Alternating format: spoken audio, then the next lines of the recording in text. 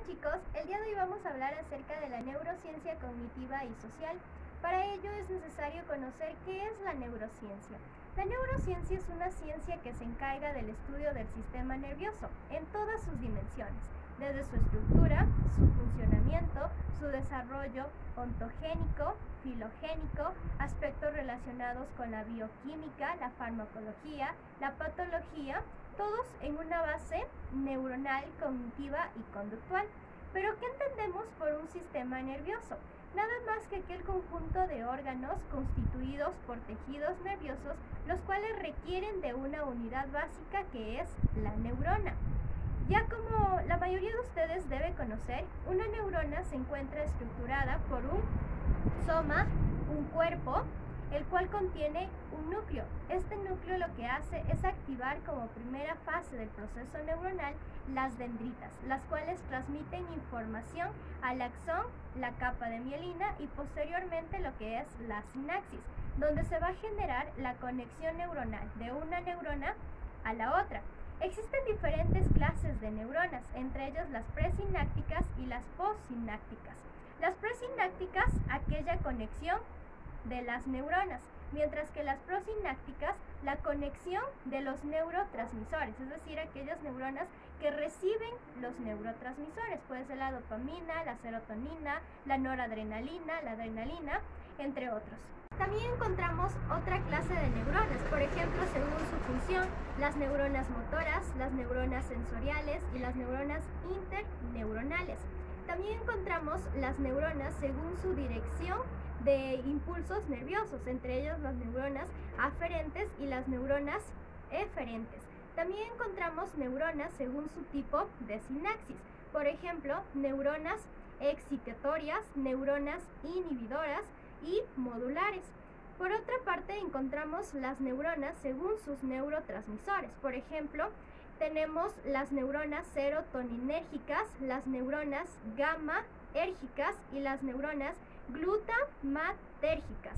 También por último podemos sustentar las neuronas por su morfología, entre ellas las bipolares, unipolares, multipolares o a la vez pseudopolares. Entonces, ¿cuál es la función del sistema nervioso? Nada más que es aquel receptor de la información tanto externa o interna que ingresa a nuestro cuerpo y a la vez también nuestro cerebro.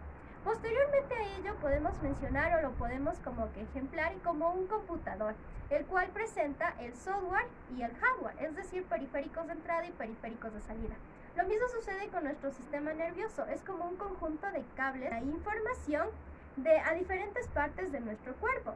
Y lo que hace es a través de los neurotransmisores generar aquellos movimientos tanto faciales, motores, entre otros elementos más, a los cuales se les conoce como efectores. Entonces podemos decir que el sistema nervioso se encuentra dividido en sistema nervioso periférico o también conocido como SNP y sistema nervioso central o también conocido como SNC.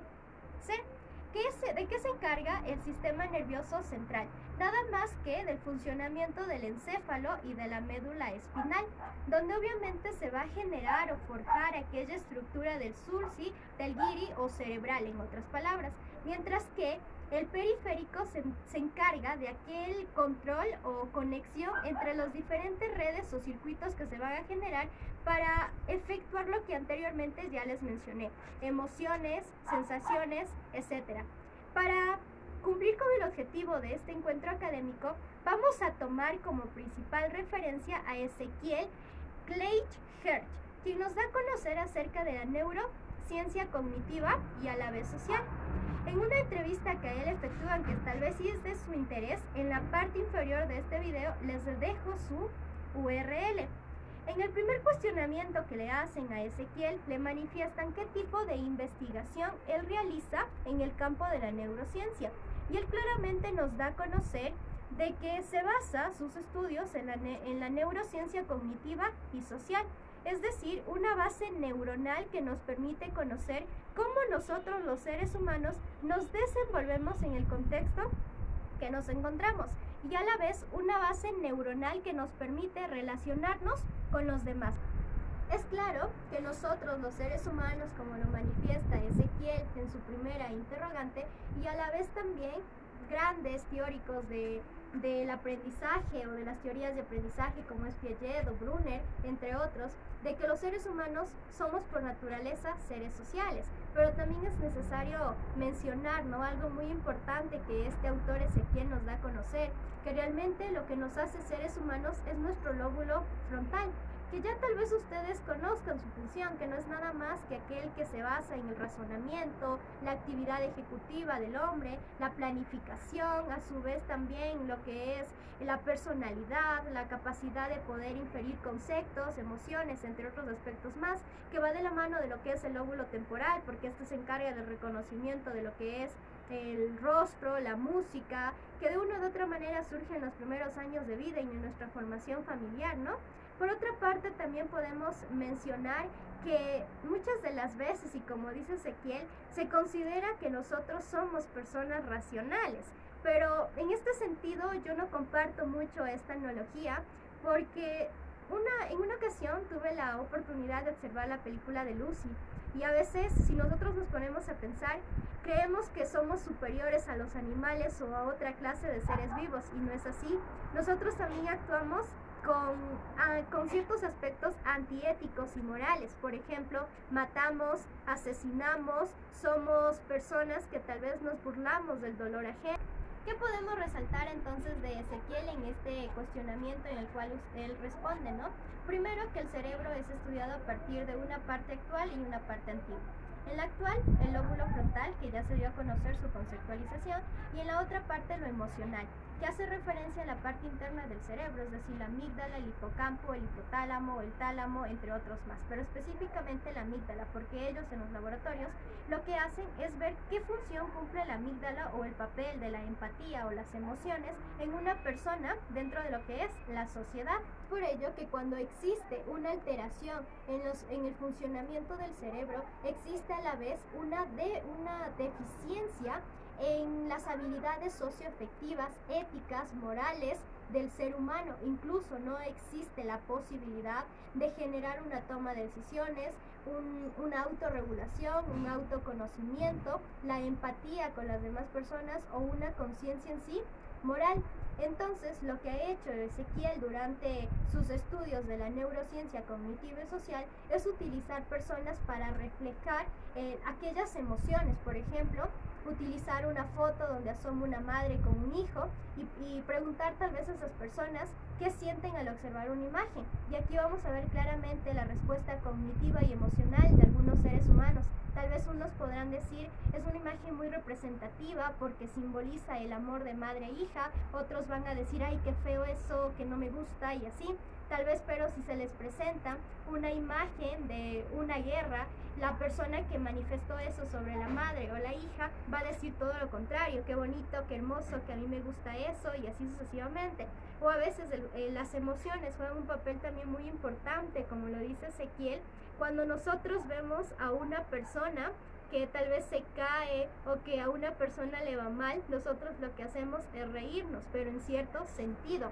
Cuando esto sobrepasa los límites, obviamente va a haber otro tipo de alteración, y ahí nos encontramos con las personas que son psicópatas, entre otras más, que no van a sentir el dolor.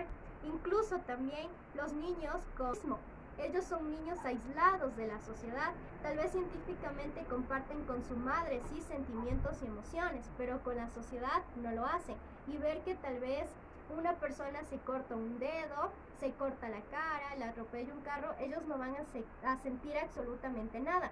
Otra de las interrogantes que le hacen a este autor Ezequiel es si su personal en sí o las pruebas que ellos hacen forman un equipo multidisciplinar.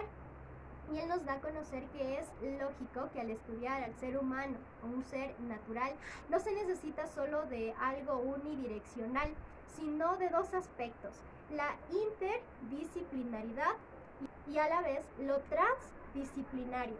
La interdisciplinaridad como un aspecto que hace referencia a un diagnóstico clínico de una persona, es decir, a través de estudios neuropsicológicos, neurológicos, entre otros más, para conocer el estado tanto mental y físico de una persona. Mientras que en el otro sentido, lo transdisciplinar hace referencia ya a campos académicos, como lo menciona Ezequiel.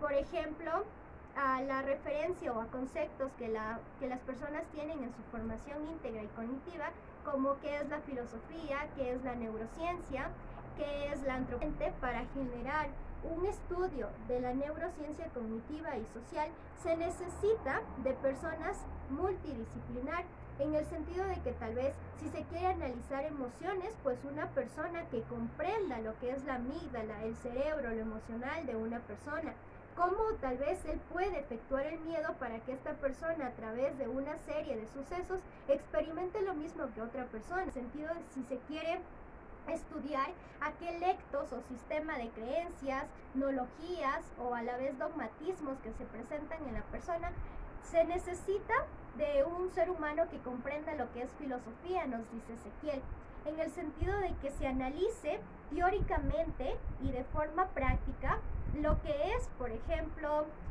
ciertas corrientes filosóficas que han venido desde Sócrates hasta incluso Kant. Entonces, todo esto requiere de personas que estén sumamente especializadas en área para así llevar una neurociencia cognitiva y social eficiente.